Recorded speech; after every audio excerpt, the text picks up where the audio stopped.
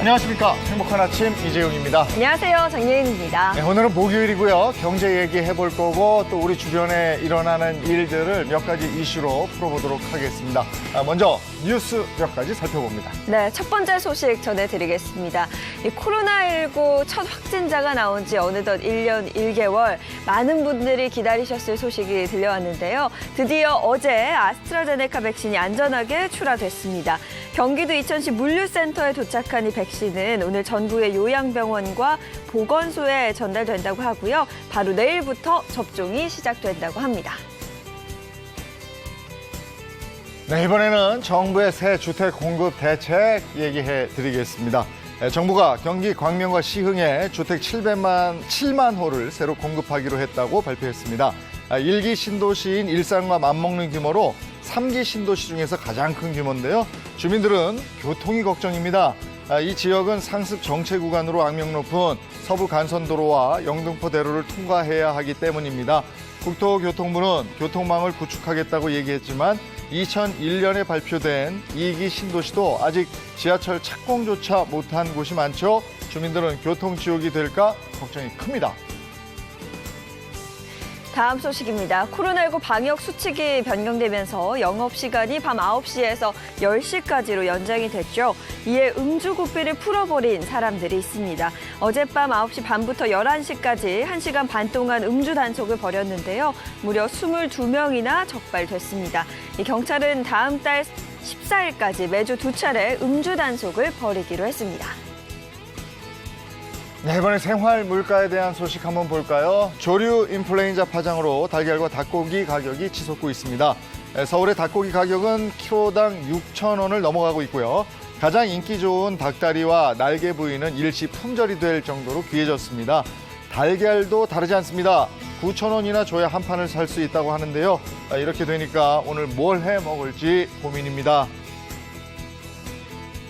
이어서 오늘 날씨 소식 전해드리겠습니다. 오늘은 전국의 하늘 표정 대체로 흐린 가운데 비 예보 나와 있습니다. 우산 하나 챙겨 나가실 필요가 있겠는데요. 충청 이남과 제주를 중심으로 비가 올 것으로 보입니다. 이 비는 오늘 아침 출근길 서해안을 시작으로 오후부터 남부지방으로 점차 확대될 걸로 보입니다. 내륙 지역으로는 여전히 대기 건조 지속되는 만큼 오늘도 화재 사고에 대한 예방을 철저히 해주셔야겠습니다. 이어서 자세한 비의 양 살펴보시면요. 충청도는 5mm 정도의 비의 양이 많지는 않겠습니다만 남부지방을 중심으로 5에서 최고 40mm의 비가 예상되고요. 제주 산지를 중심으로는 150mm의 폭우가 쏟아질 걸로 예상됩니다. 이어서 오늘 자세한 기온 보시면요. 오늘 아침 최저 기온 서울 0도로 시작하겠는데요. 한낮 최고 기온은 6도에서 15도까지 오르겠습니다. 오늘 아침부터 전국 곳곳에 비 예보 나와 있는 만큼 우산 하나 꼭 챙겨 나가시기 바랍니다. 2월 25일 목요일 행복한 아침 지금 시작합니다.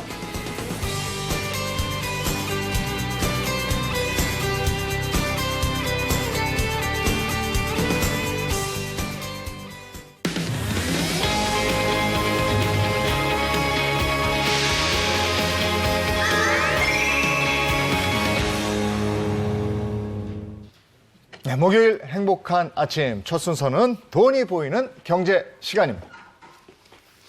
자, 돈이 보이는 경제는요. 정철진 경제평론가 또 이호선 상담심리 전문가와 함께합니다. 어서 오세요. 네, 안녕하세요. 네, 오늘은 어떤 내용으로 준비되어 있는지 영상 보시겠습니다. 문자를 받으신 거세요, 고객님? 구매하지 않으셨는데 고객님 명의로 지금 주문이 들어왔고 배송지도 다른 걸 보아해서는 누군가 고객님 명의를 도용해서 사용하는 것일 수도 있으세요. 추가 피해 보지 않으시도록 저희가 온라인으로 사이버 수사대에 신고 접수를 넣어드릴게요. 신고 접수를 넣어드리면서 연락이 왔는데 수사관님이 배정이 되시면 저희가 긴급으로 신고 접수를 넣어드렸기 때문에 3분에서 5분 내로 연락이 가실 거래요. 잠시 다른 통화 삼가해 주시고.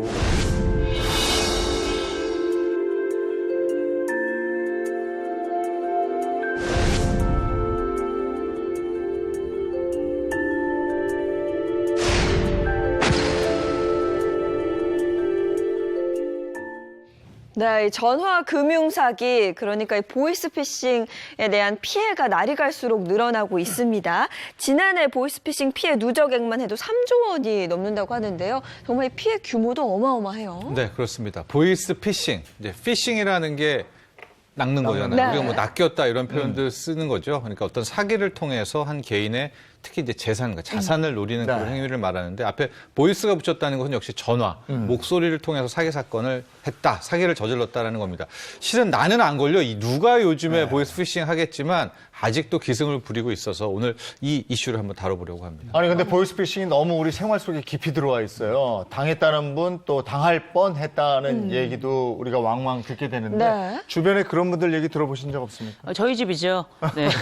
저희 어머니도 작년에 한 네. 4천만 원 정도 보이스피싱 당하셔가지고 저희가 그 뒤처리하느라고 굉장히 어려운 적이 그랬어요. 있었는데 네. 꼭 뭐 어르신들 아니더라도 요새 대환대출합니다. 문자 굉장히 많이 보셨을 텐데 어려울 땐 또 이런 게 그렇게 또 눈에 들어와요. 희한하게. 네. 그렇다 그러니까요. 보니까 보이스피싱이 우리 일상 속에 그냥 광고처럼 들어있다 보니까 낚일 가능성도 그만큼 높아지는 거죠. 네, 이 방송인 홍석천 씨도 보이스피싱을 당했다고 해요. 아는 형 이름으로 돈을 좀 빌려달라라는 문자가 왔다 네. 그래요. 그래서 통화도 안 하고 몇백만 원을 어. 보내줬는데 이게 알고 보니까 보이스피싱이었다고 하네요. 그러니까 다른 나라 사정은 모르겠습니다만은 우리나라가 굉장히 이 보이스피싱 이게 사례가 많잖아요. 네. 저도 문자 보면 늘 이런 거 와 있거든요. 네. 유독 이렇게 많은 이유가 있을까요? 일단 여러 가지 요인이 있는 것 같습니다. 첫 번째로는 최근 한 10년 내에 대규모 해킹 사건들이 많이 있었잖아요. 네. 뭐 카드사라든가. 네. 그래서 뭐 일단 우리의 개인 정보는 다 털렸다 이렇게 보시면 네. 될 것 같아요. 이제 네. 노출이 됐고 두 번째가 최근에 간편 송금 기술이라든가요.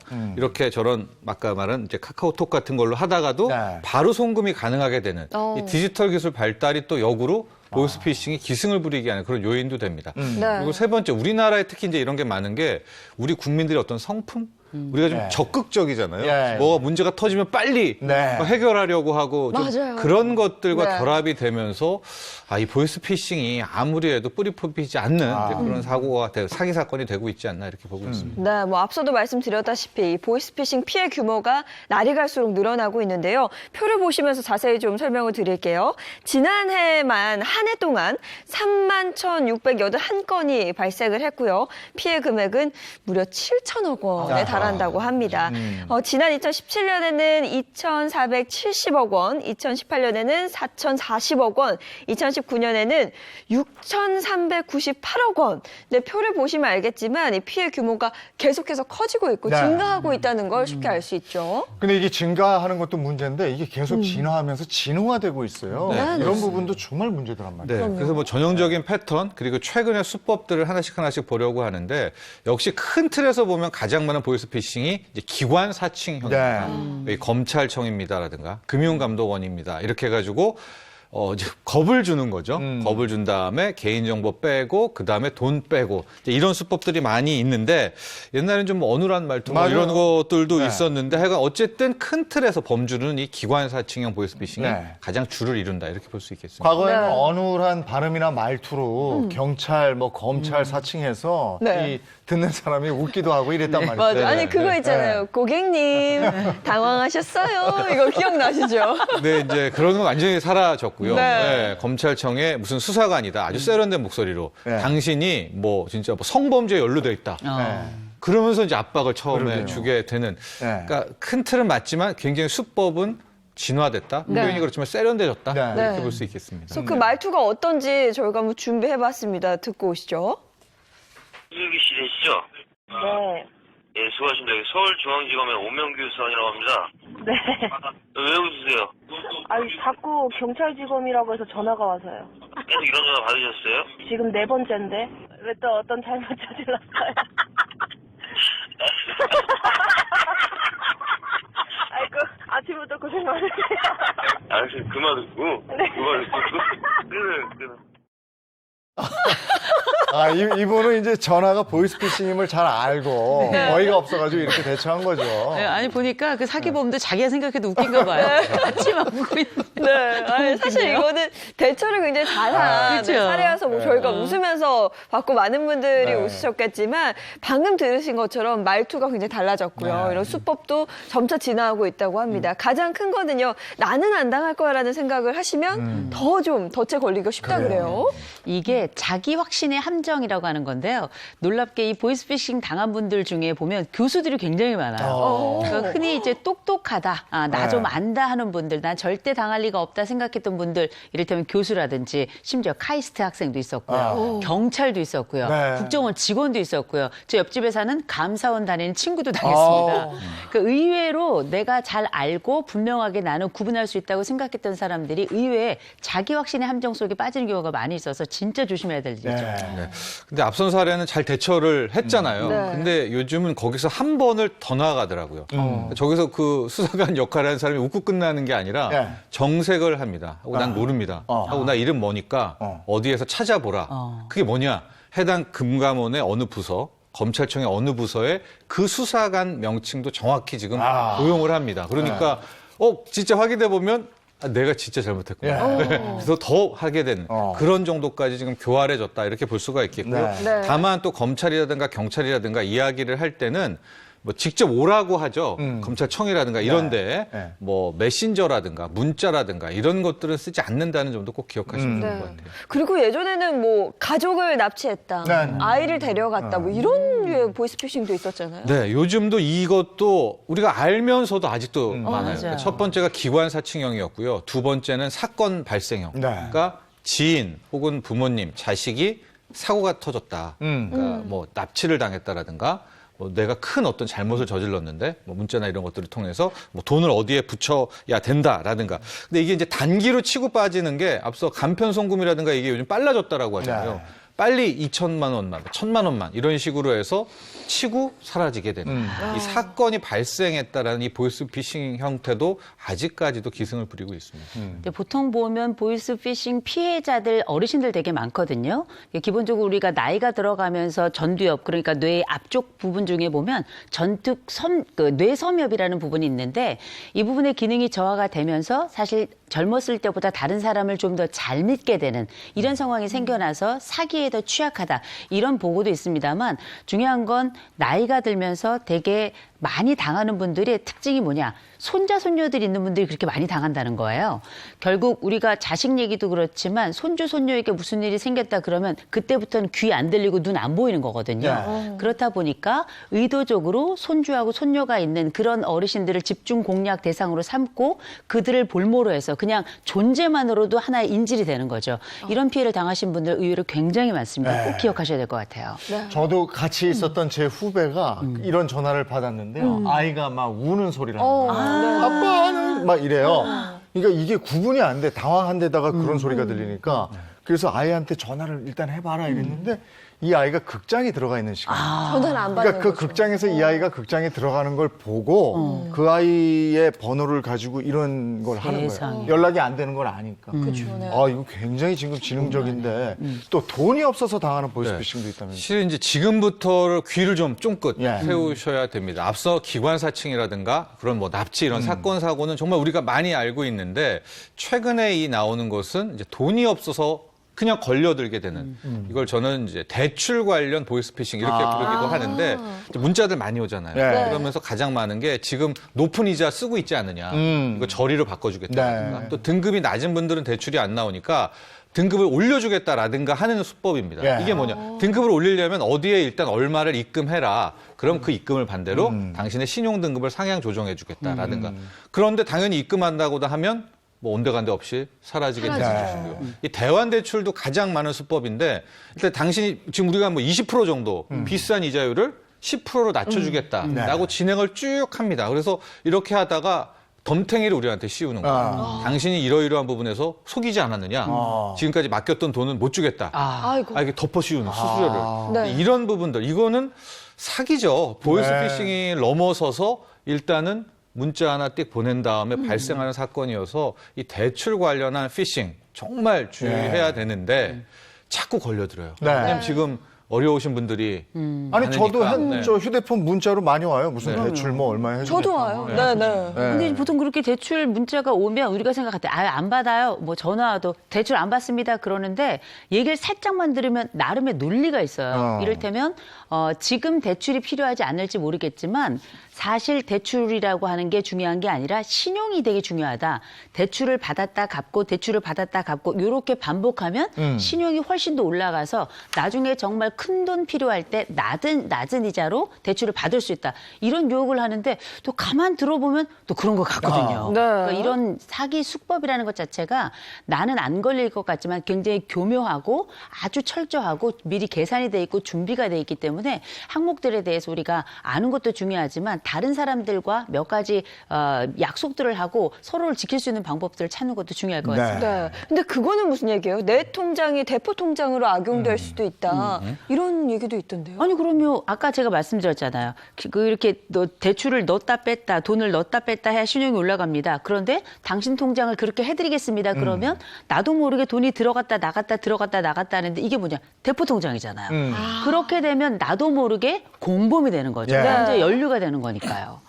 이게 그래서 점점 수법이 이렇게 교묘해지더라고요. 네. 그래서 지금의 저 범죄는 보이스 피싱은 아닙니다만 보이스 피싱에서 파생된 이제 그런 형태라고 볼 수가 있는데 돈 세탁의 공범이 되는 겁니다. 요즘에는 공공연하게 배달도 많이 있기 때문에 자영업자라든가 혹은 이런 너튜브, 유튜브 같은 하는 사람들이 후원 계좌들을 쓰잖아요. 그러니까 계좌와 이름 명의가 다 공개가 돼 있지 않습니까? 이제 그걸 통해서 일종의 대포 통장, 돈 세탁 사기범으로 끌어들이게 되는 그런 수법까지 파생되고 있습니다. 네, 자영업자분들이라면 특히 좀 유심히 들어보셔야 될 것 같은데 보다 자세히 좀 설명을 해주시죠. 그러니까 내 이름과 계좌는 공개되어 있잖아요. 근데 갑자기 보니까 어느 순간 거기에 뭐 3천만 원, 5천만 원이 들어와 있는 거예요. 들어와요. 이거는 웬 대박이냐 할 때 그치. 또 전화가 바로 옵니다. 예. 내가 차고 송금을 했다. 당신한테 했으니까 이것을 뭐뭐뭐 이 계좌로 지금 다시 붙여주지 않겠느냐. 정말 부탁드립니다 하면 웬만한 사람은 그렇죠. 보내주죠. 그렇죠. 잘못 예, 들었으니까. 그래서 그 계좌에 돈을 보내겠죠. 네. 이게 잘못 들어온 돈. 그게 바로 돈 세탁을 하게 되는 겁니다.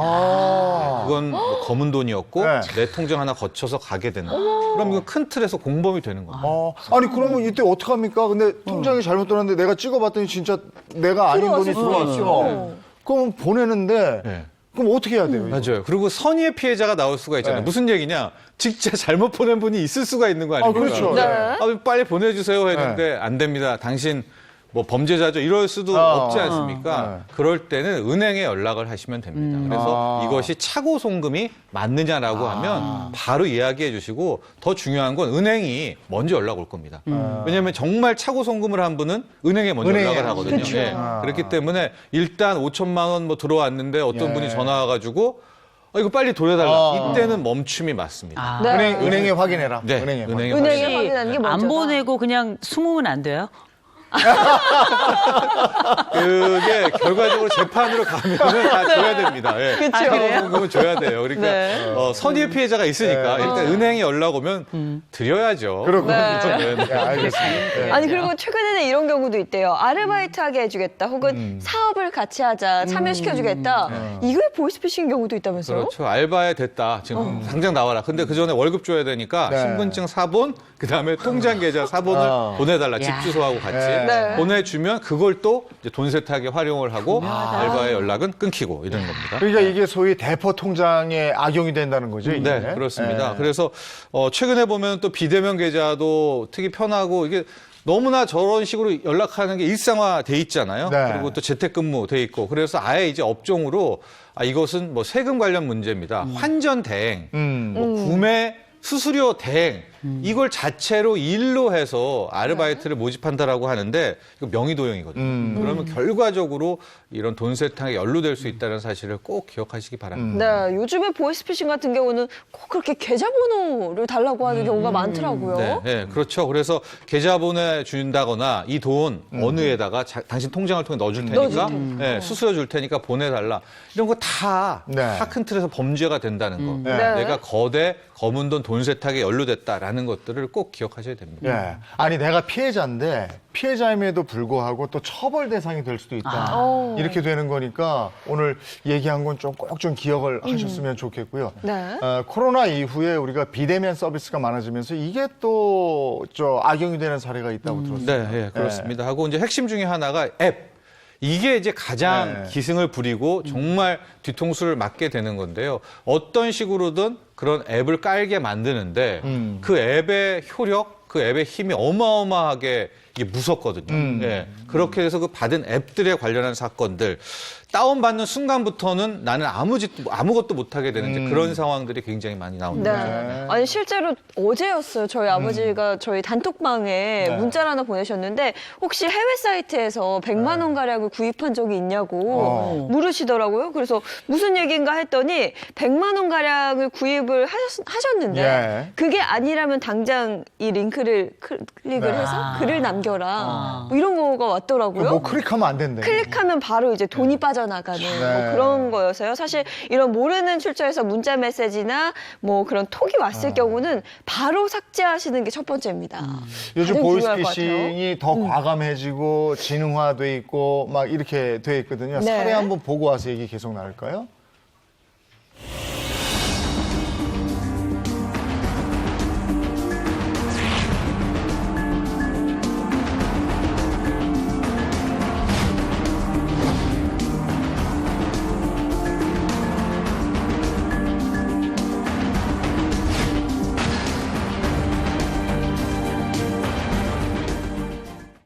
아마 이 영상은 뉴스에서 보신 분들도 네. 많으실 텐데요. 보이스피싱 하는 이 사람들이 이제 집 안에까지 들어왔어요. 집으로 들어와요? 글쎄 말이에요. 네, 그렇습니다. 예. 어르신들이 주요 이제 타깃이 되는 겁니다. 예. 예, 그렇게 되는데 일단은 가장 먼저 전화를 어르신들한테 해서 당신이 지금 표적이 됐다 하고 이제 당신 계좌를 뭐 해킹하려고 한다 이렇게 얘기하면 웬만한 어르신들은 그걸 믿게 되는 경우가 많습니다. 네. 특히 검찰 직원이라고 이제 이야기를 하고요. 그러니까 지금 누구도 믿지 말고 은행 통장 계좌도 믿어서는 안 된다. 네. 해킹 일보 직전이니까 모든 돈들을 다 빼라. 그걸 가지고 집에 당신이 갖고 있어야 되는 게 맞다.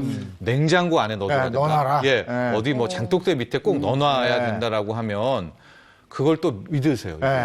그게 안 믿기겠지만은 믿고 그럼 실제적으로 이제 확인하러 옵니다. 그 검찰 직원이 집에 잘 보관하셨죠? 이러고 하니까 철석같이 믿죠. 역시 하면은데 그분이 그분도 아니죠. 그 사람이 나가고 나면 자기가 보관해 놓던 거기에 돈이 온데간데 없이 사라지게 되는 그런 수법이 있습니다. 이거를 그래서 일명 냉장고 피싱이라고 부르는데요.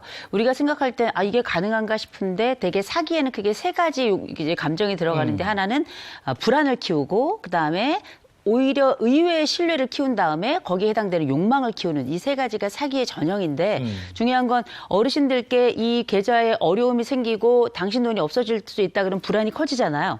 근데 왜 하필 냉장고냐 이런 생각을 하시잖아요. 냉장고는 심지어 도둑도 안 열어보는 공간이에요. 그렇다 보니 어른들이 볼 때는 여기라면 내가 통제가 가능하겠다라고 하는 또 다른 나의 신뢰를 이제 확산을 시킵니다. 그리고 난 다음에 냉장고라는 게 집집마다 다 있죠. 두 번째로 들어가면 금방 찾을 수 있죠.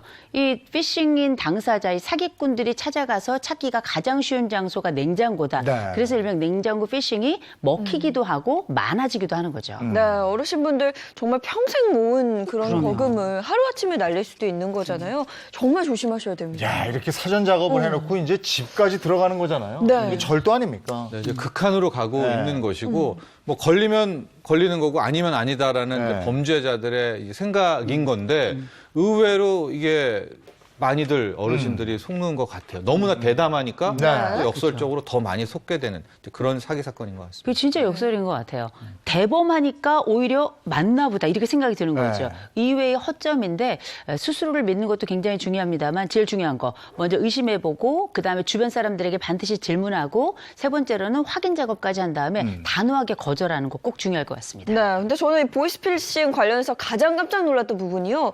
112로 전화를 걸었는데 그 전화를 가로채는 사례가 있다고 해서 이 정말 놀랐어요. 영화네, 영화. 이거는 그러니까요. 정말 영화고요. 네. 뭐 저를 비롯한 우리 누구도 여기에 걸리면 피해갈 수 없는 그런 네. 사례입니다. 네. 앞서 제가 이제 악성 애플리케이션 다운로드 이야기를 예. 했잖아요. 대략 실제 사건들은 이렇게 되는 거예요. 홈쇼핑입니다. 전화가 와서 네. 뭐 제가 샀지도 않던 물품을 네. 뭐 배달하겠다라든가. 그럼 깜짝 놀라지 않습니까? 그렇죠. 그럼 어떻게 하겠습니까? 나 그런 거 산 적 없는데요. 네. 그렇지, 그렇지. 근데 취소하려면은 이렇게 바로 취소가 안 됩니다. 지금 뭐 보낼 테니까 그 애플리케이션을 깔고 그 앱에서 처리를 하십시오. 그럼 막 그게 200만 원짜리 샀다라고 돼 있으면 예. 다 받아서 깔게 되는데 예. 그 앱은 주로 뭐냐? 모든 콜, 전화를 가로채는 그런 앱이 되는 거예요. 무섭다. 그러니까 그걸 신고하면은 그 앱을 깐 이상은 나는 계속 그쵸. 도둑놈이라고 합시다. 네? 그 인간하고 술 받는 전화 통화를 하는 거잖아요. 거죠. 그렇죠. 그럼 뭐 112로 걸었다. 그럼 112 콜도 네. 그 도둑놈이 받아서 경찰입니다라고 할 수가 있게 되는. 그렇게 되는 그렇기 거예요. 때문에 누가 보내든 그 앱을 깔아라는 거는 정말 주의를 하셔야 됩니다. 이 악성 앱에 깔리게 되면은 뭐 실제로 그랬고요. 아마 이 피해 갔던 거는 경찰에 신고했는데 오히려 2차 피해가 우려된다. 그래서 거기에 속아서 오히려 3천만 원 이상을 또 피해를 하게 되는. 이거는 진짜 저도 걸려도 그러네. 그렇겠어요. 예. 그 조직이 전화를 가로챌 수 있다는 게 맞습니다. 너무 네. 참 그 놀랍네요. 스마트폰에 그 앱 까는 순간 네. 이제 예. 끝났다. 내 모든 통화, 뭐 모든 것은 다 그들에게 갔다라고 생각하셔서 계속 뭐 많이 보셨겠지만 이 앱 까는 거 정말 주의하셔야 됩니다. 네, 그러면 부득이하게 이 보이스피싱 피해가 발생을 했을 때 어떻게 하면 그 피해를 좀 최소화할 수 있는지 그 방법도 현재 궁금한데요. 환급법 관련한 네. 법들이 정해져 있어요. 가령 뭐 보이스피싱 됐다, 어느 계좌로 얘기했다, 전화를 하면은 바로 그 계좌는 금방 동결되게는 돼 있거든요. 그래서 빠르게만 하면 어느 정도 자기가 피해액을 돌려받을 수 있겠다라고 우리가 생각을 할 텐데 문제는 그 신고 전에 네. 돈이 없죠, 거기에. 그렇죠. 이미 건너서 또 빼가 버렸죠. 그래서 참 이게 법과 이런 것들은 있으나 실제 피해 보상하기에는 상당히 좀 어려운 경우가 있기 때문에 이제 안 속는 게 네. 가장 좋다 이렇게 볼 수 있죠. 근데 이 보이스피싱 사기를 저질렀던 실제 범인의 목소리도 이런 걸 통해서 들을 수가 네, 있다면서요? 이게 이제 사례가 계속 업데이트되고 네. 그러니까요. 네. 현재 금융감독원 홈페이지에 가시면은 그동안의 보이스피싱 사기 사건들 실제 범인의 목소리들을 다 확인할 수가 있습니다. 예. 시간 나실 때 예. 하나씩 보시면서 그 마음의 무장을 하시기 바랍니다. 그놈 목소리네요. 그래요. 목소리. 보이스피싱 사기가 점점 더 해져요. 이게 네, 줄어들 네. 줄 알았더니 그러니까요. 점점 진흥화돼 있어서 오늘 집중적으로 한번 다뤄봤습니다. 고맙습니다. 고맙습니다. 자, 이번에는 한 주간의 핫 이슈를 정리해 보겠습니다. 금주의 핫 이슈 시간입니다.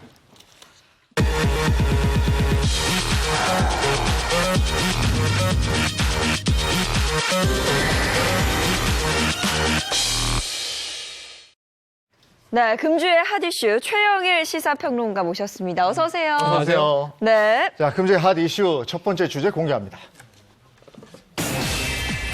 네, 금주 이슈 탑3 3위부터 보겠습니다. 3위는요. 주차 민폐조 언제까지 참아야 하나?입니다.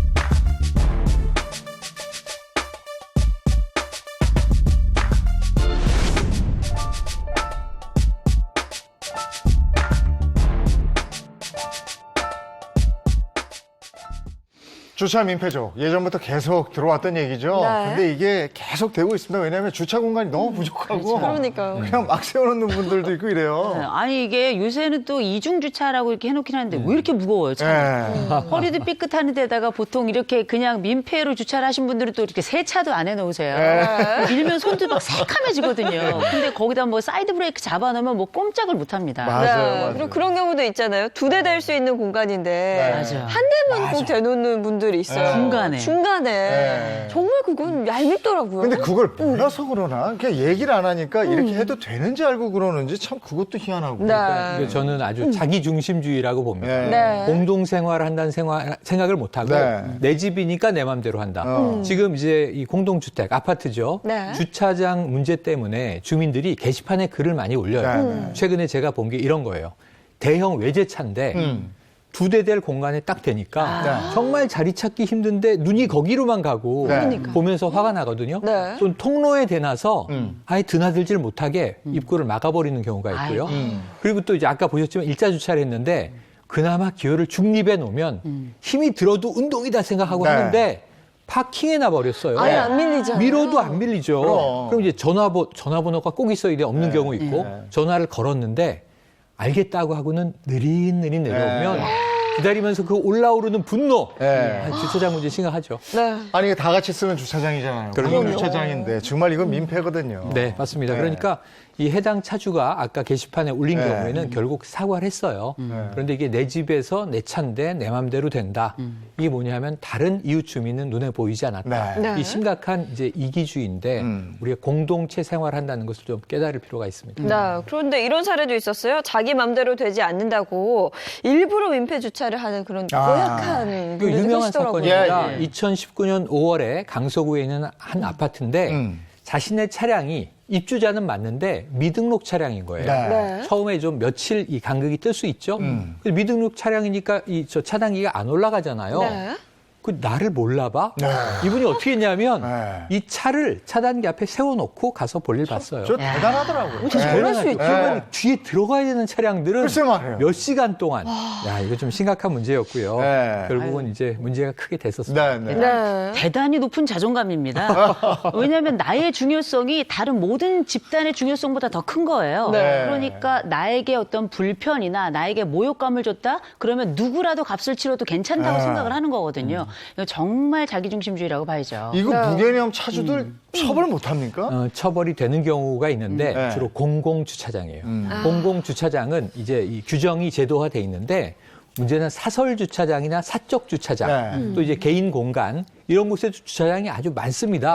근데 여기는 나름대로 규정이라고 붙여놓긴 했지만 굳이 지키지 않았을 때 뭐 법적 처벌하거나 이럴 부분이 없으니까 요 대목에서 분쟁이 아주 많이 생겨요. 그래서 그런 거예요. 주차 시비로 인해서 다양한 사건 사고들이 또 발생을 하잖아요. 쉽게 생각해 보시면 언덕길에 그냥 주택가, 빌라촌 생각해 보세요. 가변에 차를 대는데 주인이 없는데 이 자리는 내 자리다 주장하는 분들이 계세요. 맞아요. 네. 근데 또 우연히 방문했던 차가 잠깐 대고 갑니다. 근데 빼라고 계속 연락을 하면 이제 갈등이 감정으로 폭발이 돼서 제주도에서 어떤 일이 있었냐면요. 이 주차 갈등이 있었는데 상대 차량에 인분을 바르는. 엄마. 그래서 보고 있는데 인분을 뿌리고 있는 거예요. 이분 체포됐습니다. 현행범으로. 이런 좀 납득하기 어려운 이거는 일이죠. 진짜 비상식적인 거죠. 아니 근데 그 인분을 어디서 구했을까요? 그게 더 희한하네요. 그것도 요즘에 근데 우리가 이제 인분까지 생각하는 건 정말 전 상상 초월이라고 보는데 왜 그 주차해놓은 차들 가가지고 옆으로 그 날카로운 걸로 펑크 냈다 이런 얘기 들어보셨을 거예요. 맞아요. 제가 들었던 얘기 중에 하나는 차 문에다가 본드 발라놓은 거. 와 이것도 기상천외한 일인데 그만큼 화가 났다는 건데 주차를 한 사람들도 문제지만 또 이런 방식의 대응도 좀 문제가 있는 건 아닌가 싶은데 오죽하면 그랬을까요? 아니 그리고 이웃 간의 주차 다툼으로 뭐 흉기를 휘둘러서 살해, 뭐 둔기를 휘둘러서 살해하고 맞습니다. 이런 것도 있었잖아요. 우리가 가장 극단적인 경우인데요. 자 이제 시비가 벌어지고 분노가 폭발하고 결국은 이게 우발적이겠지만 결국은 사람의 목숨을 잃게 되는 일도 층간 소음도 이런 문제가 있죠. 유사합니다. 근데 주차 갈등이 있었어요. 이 지난해 9월에 있었던 일입니다. 주택가에서 갈등이 있었고 이 한 사람은 집에 들어갔어요. 근데 술을 마신 겁니다, 저녁에. 그런데 이게 생각을 해도 계속 분했나 봐요. 나왔습니다. 그래서 그 피해 차량을 골프채로 부수기 시작했어요. 근데 그 차주가 보니까 황당하잖아요. 나와서 왜 이러느냐 말리는데 이 폭행이 차에서 사람으로 이어져서 결국은 사망하게 된 안타까운 사건입니다. 이제는 정말 그 뭐랄까요? 화를 못 참는 세상이 된 것 그러니까 같아요. 우리가 뭐 늘 분노 조절 장애 이런 얘기를 많이 하게 되는데 정말 안타깝습니다. 근데 이게 사실 주차 문화도 있는 것 같아요.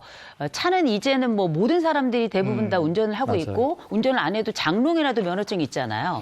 그럴 정도이기 때문에 주차 문화의 성숙이 되게 필요한데 이 과정에 진짜 필요한 건 뭘까? 매너하고 배려겠죠. 그래서 우리가 몇 가지는 다들 알지만 다시 한번 좀 강조하자면 이중주차를 만약에 했다면 첫 번째 연락처 꼭 꼭 기재할 네. 것. 그다음에 이게 위험한 구간이 아니면 이제 사이드 풀어놓는 거. 그리고 누군가 차 빼주세요. 그러면 우리가 알고 있는 이름 있죠. 우사인 볼트 속도로 빠르게 빛의 속도로 내려오셔서 빼주고 미안하다 이렇게 서로 얘기만 해주셔도 감정적 폭발 지점은 우리가 면할 수 있지 않을까 싶습니다. 예. 이런 일은 많이 있는데 사실은 자꾸 당하다 보면 룰을 만들게 되는 게 사람이에요. 네. 그럴 때 즉시 내려가겠습니다 하고 빨리 가든가 예. 아니면 제가 지금 좀 씻고 있는데 5분만 기다려 주실 수 있습니까? 그럼 그거 양해 안 해주는 분들 네. 별로 없거든요. 네. 그러니까 미리 소통을 통해서 네. 사과 잘하고 그러다 보니까 이제는 집단지성과 지혜를 좀 발휘하자는 이제 의견들이 많이 나오면서 공동 관리 규약을 만들자. 네. 주민들이 합의를 하자. 이중 주차할 때는 어떻게 하자. 민폐 주차를 하지 말자. 또 만약에 민폐 주차하면 우리가 어떻게 공동체에서 페널티를 주겠다.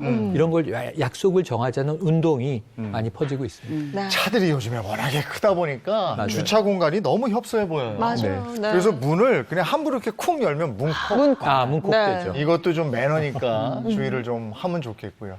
자, 다음 이슈 보겠습니다. 네, 금주의 이슈 탑3 이번에는 2위입니다. 2위는요. 이래도 월급 못 받는다입니다.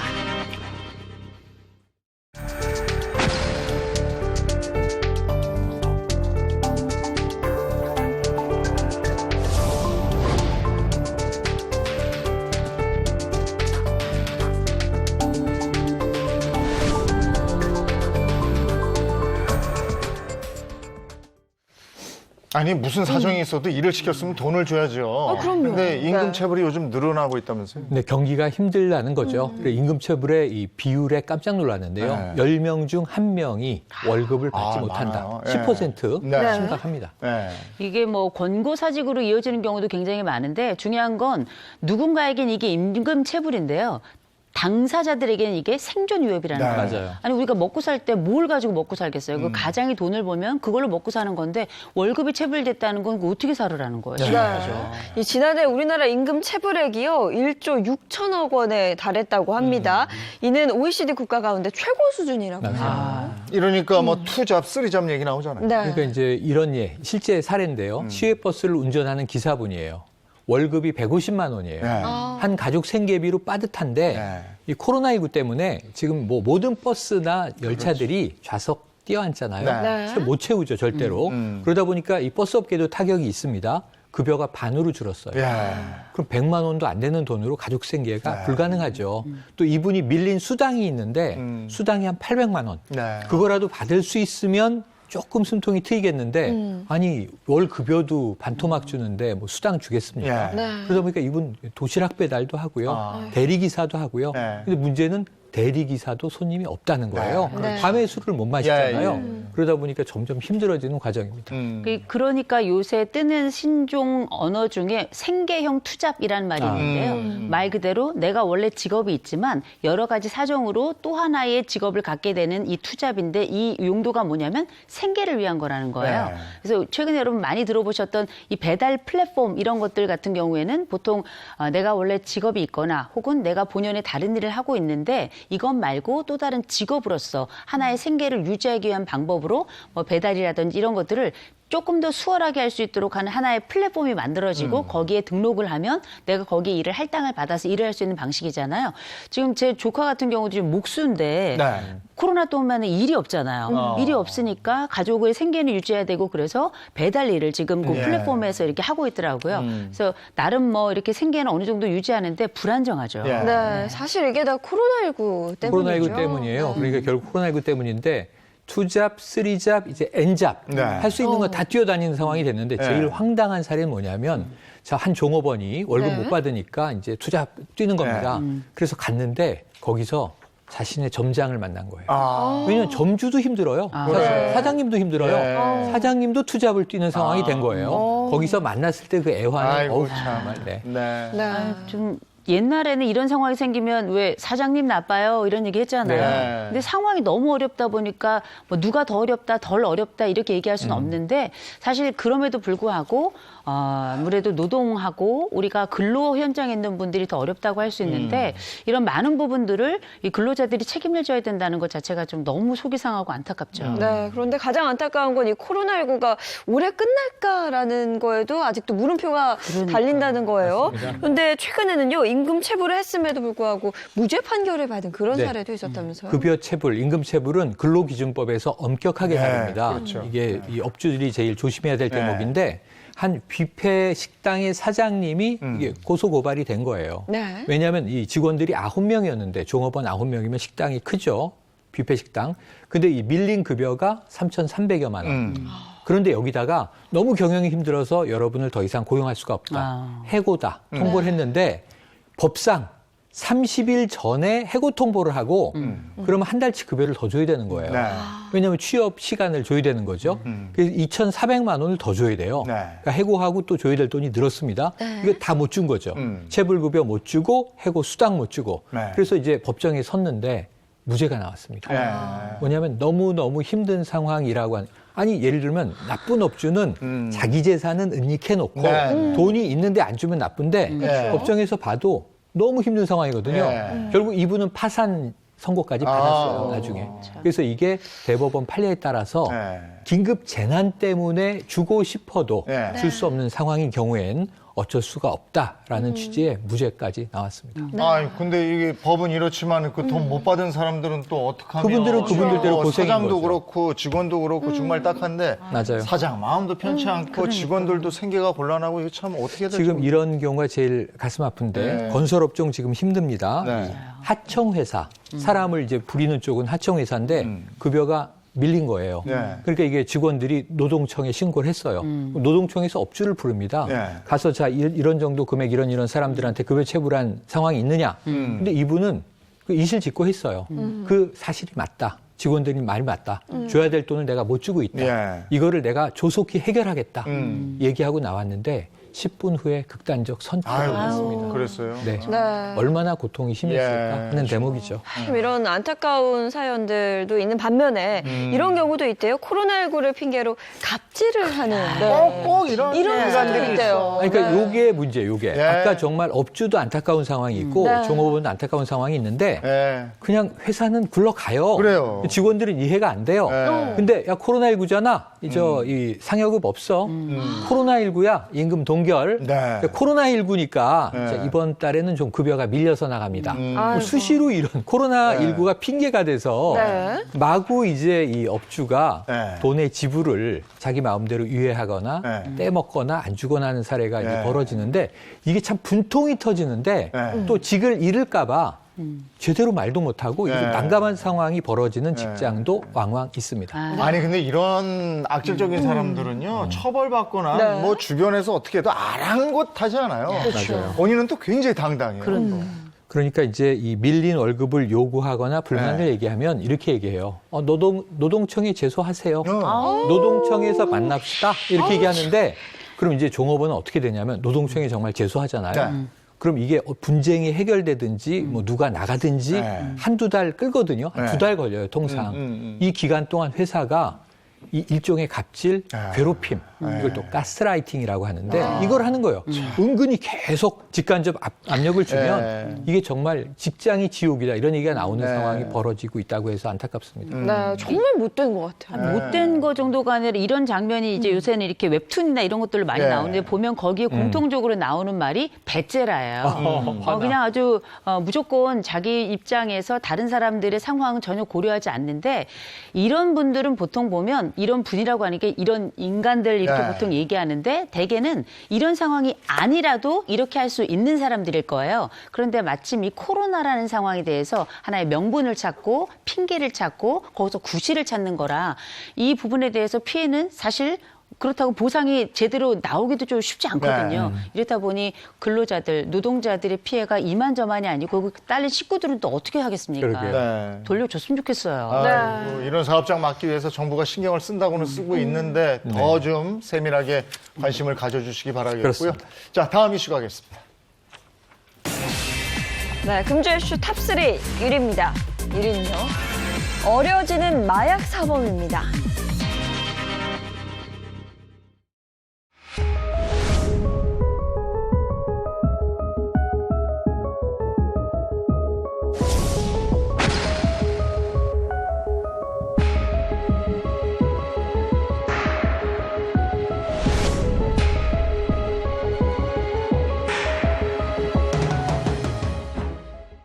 저 마약 관련 얘기는 우리가 다른 나라 얘기다 이렇게 생각을 했었는데 최근에는 이렇게 국내에서 마약 사건이 많아요. 많이 네. 들리죠. 네. 한 예를 말씀드리면 지난 8일인데 새벽 4시에 네. 한 골목에서 차량이 멈춰있던 오토바이하고 이 에어컨 실외기를 네. 박은 거예요. 그럼 새벽 4시니까 음주운전을 의심했겠죠. 네네. 경찰이 출동해서 혈중 알코올 농도를 측정했는데 예. 음주가 아니었어요. 오. 뭐지? 그랬는데 시약 검사에서 마약이 딱 걸린 거예요. 예. 이런 사례가 늘고 있습니다. 네. 그 약에 취해서 친구를 살해하고 이런 사건도 있었잖아요. 그러니까 이제 20대 청년인데 네. 마약을 하고 친구를 정말 살해했어요. 네. 그리고 나서 끝난 게 아니라 시신을 가방에 넣어서 유기했습니다. 네. 네. 결국 원인을 따라가 보니까 마약이었습니다. 우리가 마약이라는 게 마비시키는 약이란 뜻이잖아요. 근데 이 마비라고 하는 게 정신에 대한 마비나 몸에 대한 마비뿐만 아니라 도덕성에 대한 마비를 함께 포함하기 때문에 뭐 원래 안 그러려고 했다 이렇게 얘기할 수는 있겠습니다만 마약은 내가 생각하지 않는 행동도 서슴지 않게끔 하는 이런 말도 안 되는 용기를 이런 범죄 현장에서 일어나게 할 가능성이 높기 때문에 진짜 피해야 되는데 그래서 걱정이 많습니다. 네. 20대가 이렇게 많아지다니. 네. 그러니까요. 특히나 요즘에 이 마약 관련한 뉴스들이 더 자주 들리는 것 같은데 네. 실제로도 그런가요? 어떤가요? 늘었습니다. 지난 한 해 동안 마약으로 검거된 사범들을 보니 네. 18,000명이에요. 역대 최고로 많았어요. 마약으로 검거된 입건된 네. 사람들이.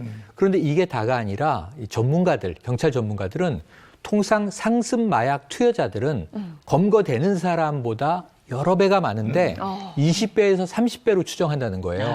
그럼 우리나라의 지금 마약 상습 투여자가 최소 한 50만 명 이상, 60만 명까지 될 수 있다. 네. 이게 어마어마한 거거든요. 네. 그래서 이런 부분에 있어서 우리나라가 과거에 마약 청정국이라고 불렀지만 마약 지수라는 게 있는데요. 인구 10만 명당 마약으로 적발되는 사람이 몇 명이냐? 우리나라가 이제 20 정도 되는데 이 정도면 좀 심각한 수준으로 예. 가고 있다는 분석입니다. 네. 네. 아니 옛날에 이런 얘기는 미국 드라마에서나 봤어요. 그래 말이에요. 무슨 뭐 네. CSI 뭐 이런 데서만 미드. 봤었는데 네. 이런 이야기들이 우리나라의 뉴스에서 들려오고 일상 속에 들어온다는 건 상상도 못한 일인데 말 그대로 마약 청정국이란 말은 이제 거의 끝난 게 아닌가 싶기도 하고 더 두려운 건 이게 일상으로 아예 들어와 버린 것 같아서 걱정도 많고 이걸 어떻게 해야 되나 이게 해법이 있나 싶은 생각도 듭니다. 네. 근데 더더군다나 걱정인 게 마약하는 사람들 나이가 점점 어려진다는 거예요. 20대, 네. 무려 10대도 있습니다. 네. 뭐 대표적으로 바로 지난 설 명절 기간이에요. 네. 한 이 강남구에 있는 호텔에서 마약 복용한 20대 남녀 3명이 검거된 일이 네. 최근에 있었고요. 네. 또 이달 초에도 서초구의 한 모텔에서 네. 지인으로부터 구입한 마약을 먹고 도로 위를 배회하다가 경찰에 잡혔는데 20대였습니다. 네, 실제로 이 지난해 검거된 마약 사범 4명 중에 1명이 20대였다고 하고요. 10대도 올해 처음으로 200명을 네. 돌파했다고 합니다. 10대, 20대가 마약을 한다. 연령층 너무 어려졌고, 그리고 소위 얘기해서 논다 이런 친구들. 좀 논다? 네. 아닙니다. 달라졌습니다. 아. 과거에 마약하면은 뭐 영화에 나오는 것처럼 상류층의 뭐 자제 2세, 3세들이 모여서 은밀히 하는 거 아니야?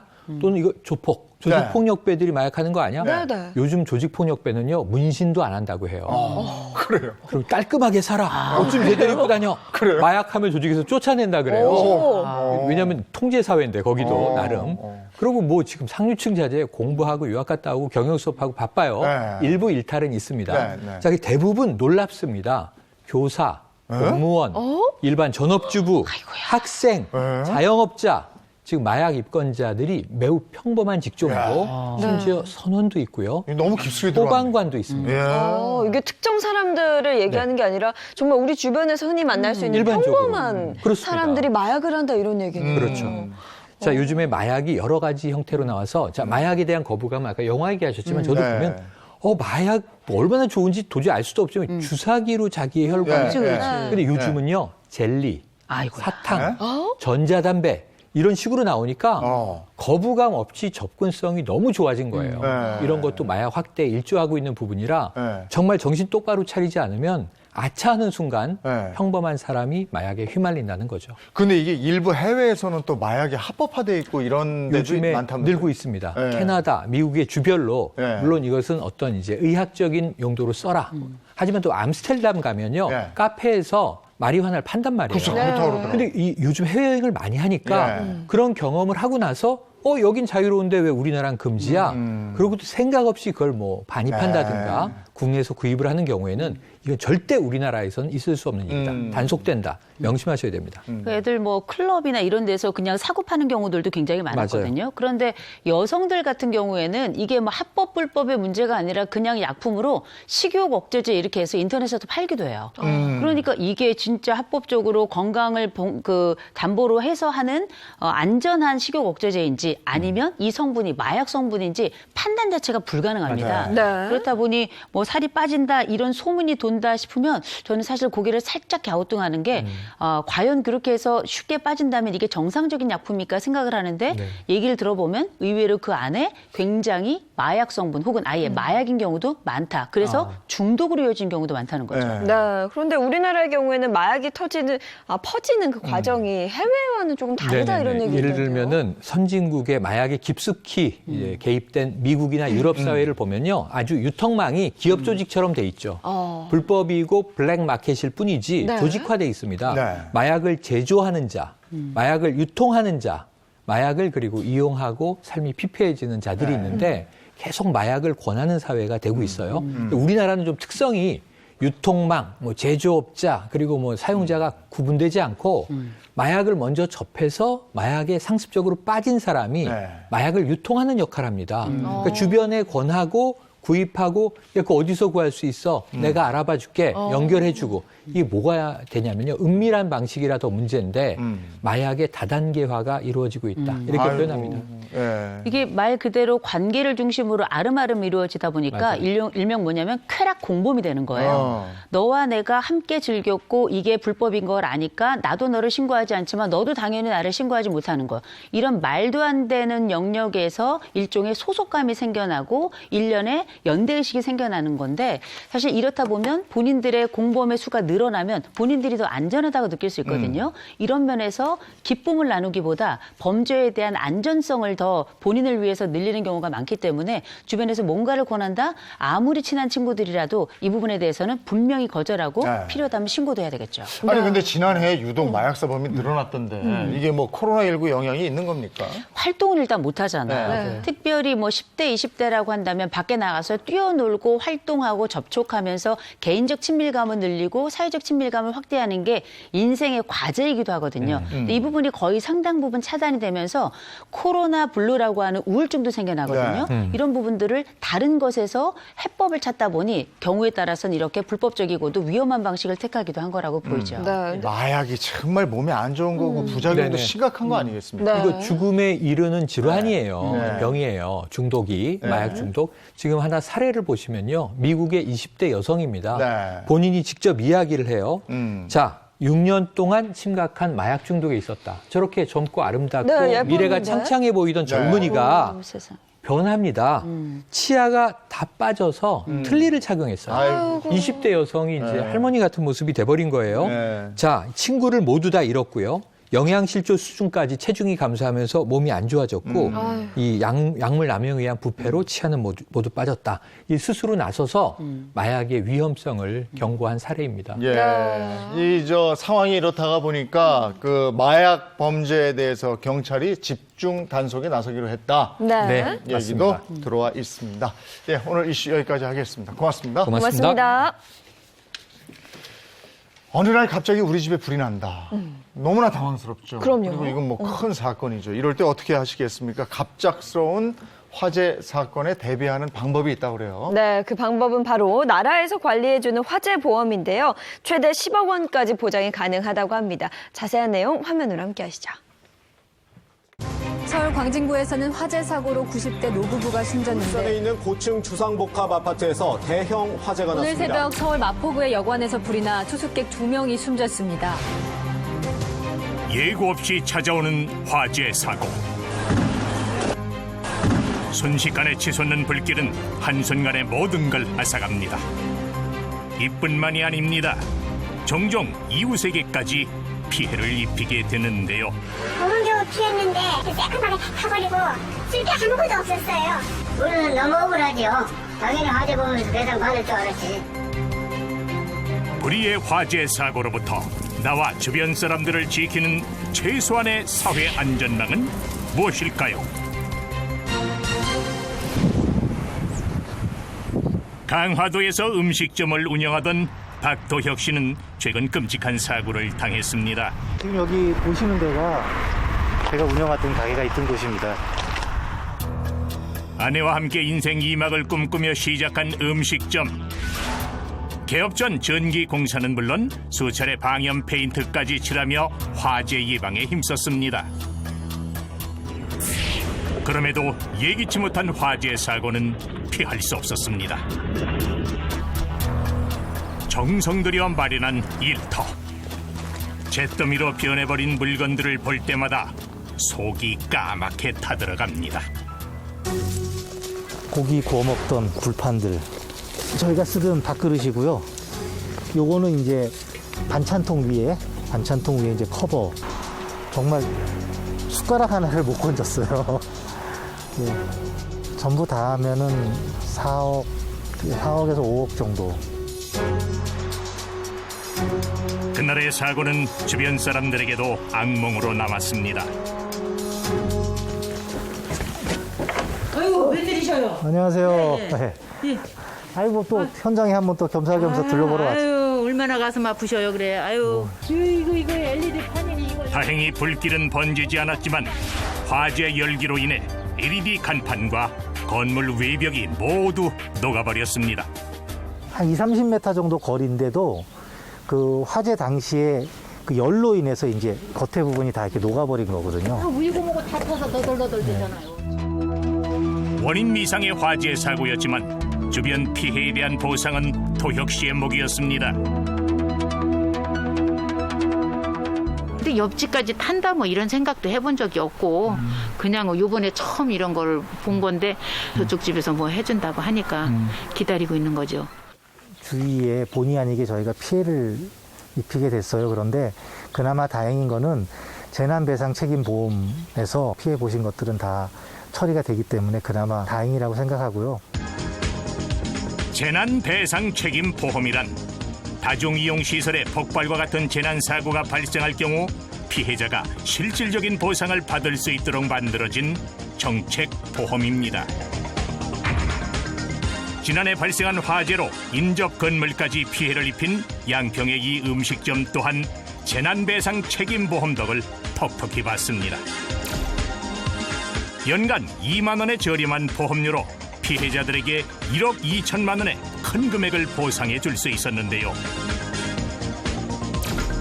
또한 피해를 보상받기 힘들었던 원인 미상의 화재 사고도 재난배상 책임보험에 가입됐다면 보상이 가능하답니다.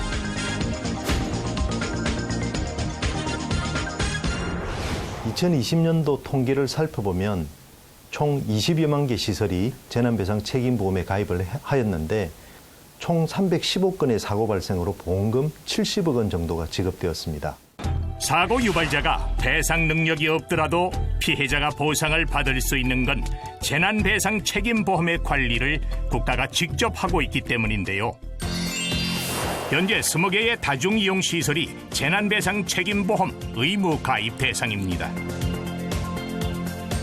보험료는 운영하는 사업장 규모에 따라 연간 2만 원 정도이며 사고 발생 시 최대 10억 원까지 보상이 가능합니다. 현재까지 총 18만 1,116개의 시설이 재난배상 책임보험에 가입했으며 2017년부터 가입률도 지속적으로 증가하고 있습니다. 이번엔 설 연휴 9명의 사상자를 낸 강원 동해시 펜션 폭발 사고 속보입니다. 지난해 7명의 인명 피해를 낸 동해의 한 펜션. 최근 업주에겐 실형이 선고된 이 사건은 정식 허가를 받지 않아 재난배상 책임보험의 가입 대상이 아니었기 때문에 여전히 피해자 가족들은 제대로 된 보상조차 받기 어려운 상황인데요. 숙박시설과 유사한 농어촌 민박은 크고 작은 사고가 지속적으로 있으며 투숙객에게 숙박 및 취사시설을 제공하는 특성상 체계적 안전관리가 어렵고 보험가입도 저조한 실정이었습니다.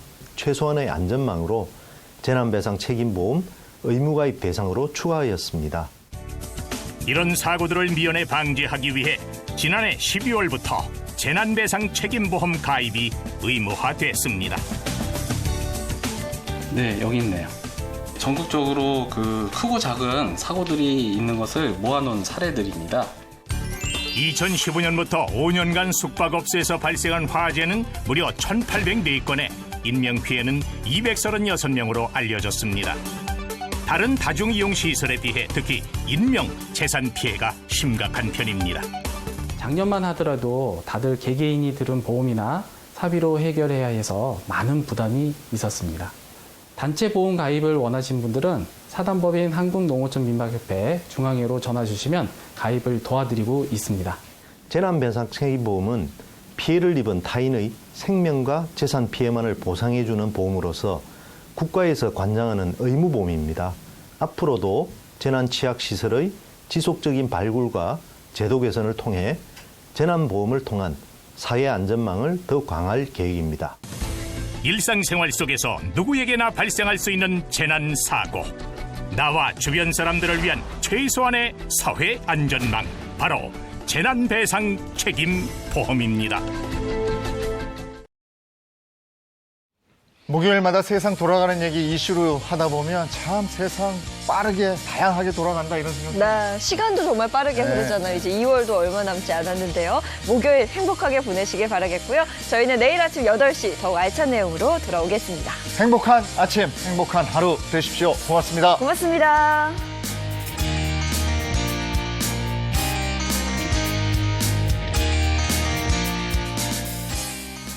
채널 A